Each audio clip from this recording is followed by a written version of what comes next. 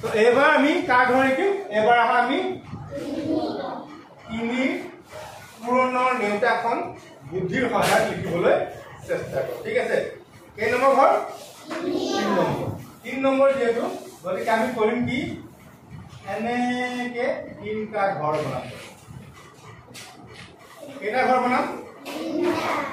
তিনটা ঘৰ হ'ল নে বাকচ বনাম মানে ঠিক আছে প্ৰথমতে এনেকে বনাম তিনটা এনেকেও তিনটা বনাম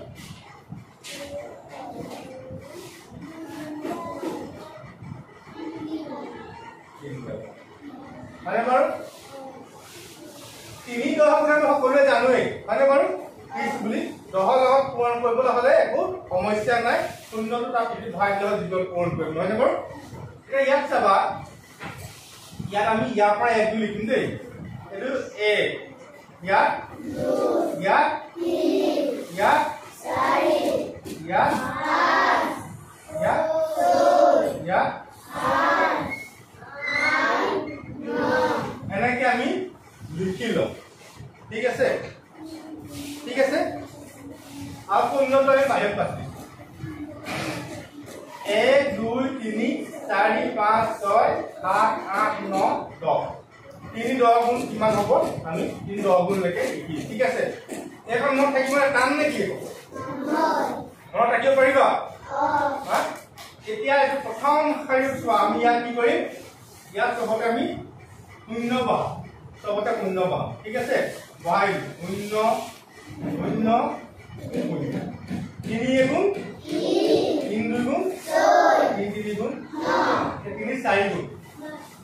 ইয়াত আমি কি কৰিম সবতে 1 বহাই 1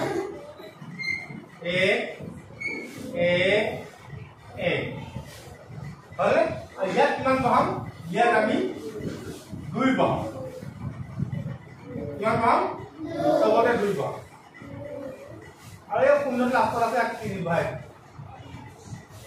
এইটো আমাৰ সমস্যা নাই এখন এটা আমি সদায় থাকিবই হয় নহয় যে আমাক যিহে পূৰণ কৰিব লাগে যদি 10 পূৰণ কৰিব লাগে আমি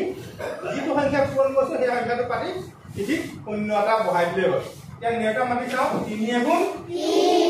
3 2 গুণ 6 3 গুণ 9